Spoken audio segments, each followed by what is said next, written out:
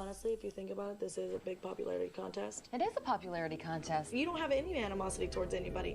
I don't think anybody has any animosity towards you. Look, I don't want any drama, okay? Yeah, I don't want it either. I swear to you, I don't want any drama. I just love how people are like, all of a sudden being nice to Beth. It's like, you know, whatever. I'm in a room with Beth, and Beth isn't really Miss Popularity, so I'm thinking, oh crap, I'm in her room. What if, you know, her vibe gets on me? What if the other girls want me out? At the end of the day, if I do lose, it's not the end of the world. Sure. You know what I mean? So. Welcome back, everybody, to episode number 2. Johnny went home last time on the first episode. Besides that, nothing really crazy happened on the first episode. So I think we can just jump right on to episode number 2 here. Of course, Beth, once again, thinks that she's the targeted cast member. She loves to play the victim. I mean, she's crazy. We all see this. She's ugly, which we all see this too. Tina's so mean. And then I look at Tina. She has zero integrity for what she did to Kenny yesterday by not voting for him. The thing is, I really like Tina. I think she's a really honest, fun person. But I think being around these people kind of got to her. And I think that these people kind of like steal your soul and suck you in the vortex of lawlessness. And I'm expecting to go into the duel every single time because I think there's a bunch of bitches on this one. But I love just messing with them and playing with them. It's actually very fun for me. Yeah, we need better villains on the show now. I mean, I don't know who we have now. What, Fessy? He's just boring. He's not even fun to, like, hate. You know? Beth was such a good villain. I could see why some people didn't like her and everything. You could tell she likes to get under people's skin. It's fun for her. She enjoys doing it. And it's fucking awesome. Today's challenge is called ring toss. So as you guys can see, there's a waist deep, huge mud pit in the center of this big, beautiful farm. Inside the pit, we have 10 different colored poles with 6 of the same colored rings around each one of them. All right, here's how it's gonna go down. We're gonna have 2 heats, a male and a female. You guys are gonna start on the outside of the pit. When I sound the air horn, you're gonna bust into the pit, go as fast as you can across it, grab 1 ring. Here's the catch.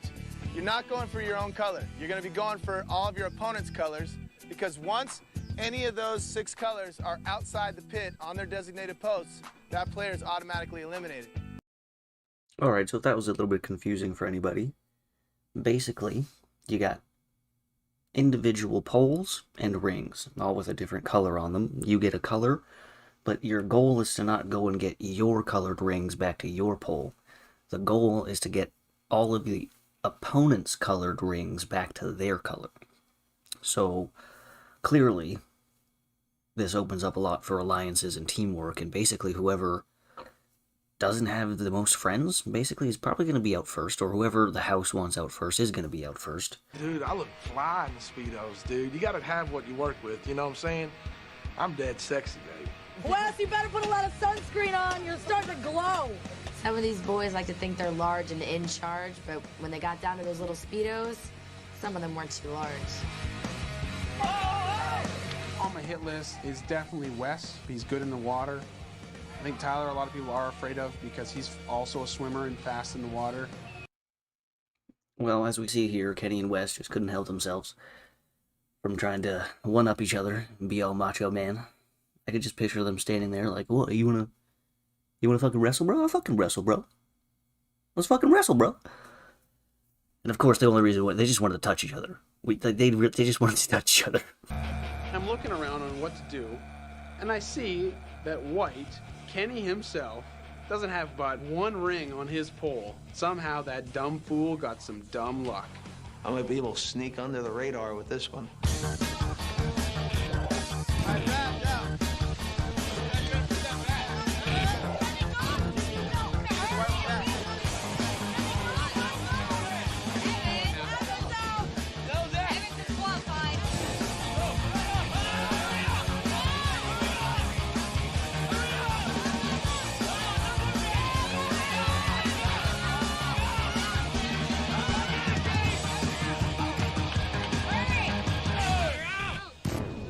you win. Kenny pulls out the W. Good for him. Again, not that big of a deal since it is the female elimination day. I just wanted to bring it to back to the start of the elimination here. What the fuck are these dudes doing? Look at these guys in like the left / like right of the screen. Full on diving. The guy on the left, far left, full on extended. That's CT. He did a full on 2-foot takeoff, swan dive into like 3 or 4 feet of water. I'm so surprised not one of the dudes who did a fucking swan dive ended up breaking their necks or at least like a wrist or something. What the fuck were they thinking? I can't get this like dirty, so I can't wear it, so I'm just nervous. It's the first time anyone's ever seen me without it, so like, I'm just being stupid. Oh, I do not want to cry on this one. Whatever. Can we get like a Speedo cap? Because I want one. So Diem, you know, just recently finished her last part of chemo, and we know that she wears a wig. So some of us girls are gonna put swimming caps on our hair so that Diem doesn't feel uncomfortable.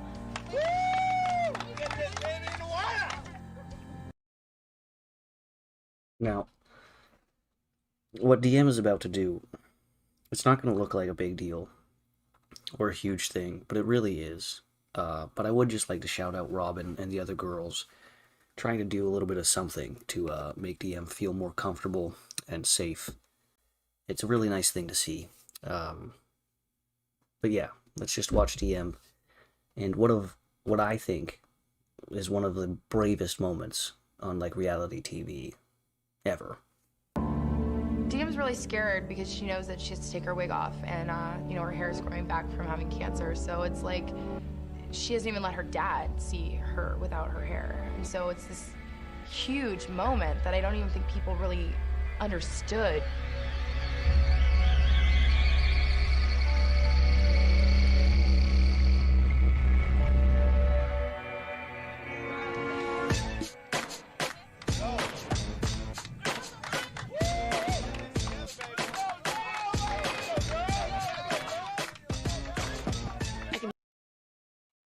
So yeah, again, it doesn't look like a big deal.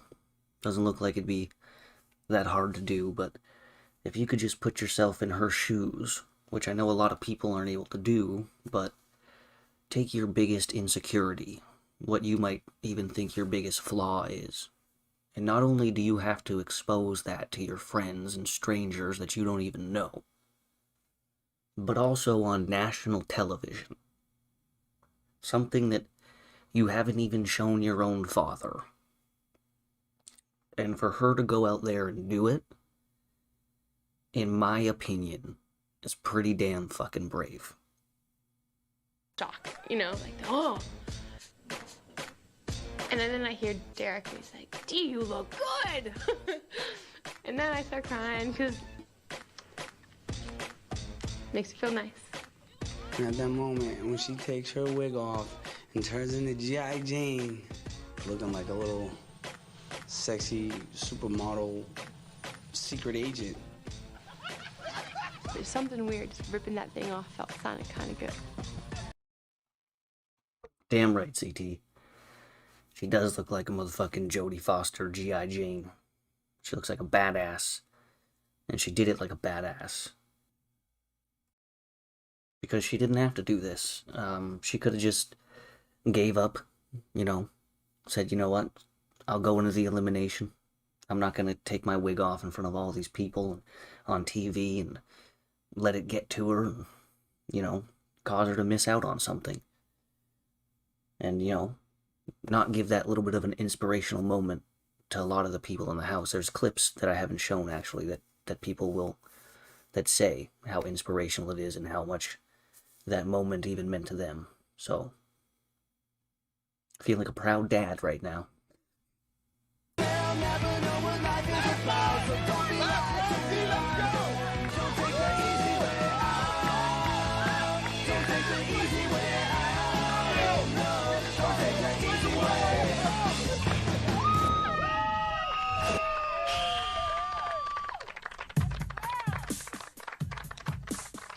It was the most inspiring, beautiful moment that I've ever witnessed in my entire life. I wouldn't expect anything less, bitch. And there it is. The feel-good story is complete. Diem with the win. Big moment for her. Couldn't feel any better for her. I don't care if it seems like the girls gave it to her and they let her win. Doesn't really matter to me. In my opinion, for doing what she did in the beginning before the challenge, that deserves a win anyways. But doesn't matter if they let her win or not. She did. So, good for her. And let's just get right into the last bit of the episode here. Don't hit me. You ran into me. Don't nudge me. Diem is having her day and getting a lot of attention, and these two chickens in the background can't take the fact that they're not getting the attention, and they're sitting there squawking at each other. Beth, you don't stand back in 2 seconds, I'll punch you. Trust. Good. You want to get kicked off? Go I ahead. would love to get kicked off for you. Great. Love to. Great. Beth needs her time to shine. She comes up to me and she tries to start a fight with me in the midst of Diem's victory. Bruh, Beth. You better back the fuck up right now.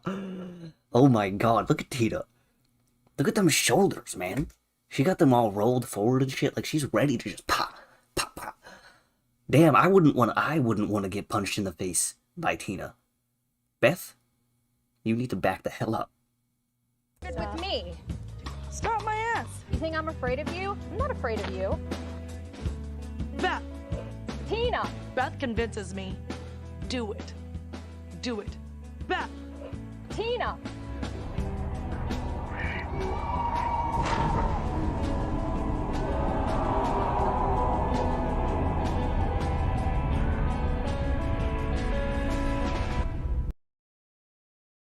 Bitch. That's all I could think about in my head when I like paused on this. Just bitch. Oh, Tina, let that right hand go. She did connect. Beth was asking for it. But we'll have to see the aftermath of the punch heard around the world back in 2000 or whatever the hell it was. But hopefully you guys enjoyed episode number 2 there. And if you didn't, sorry, I guess. My bad. I don't know. But if you did, cool. Anyways, hopefully you guys all have a good one.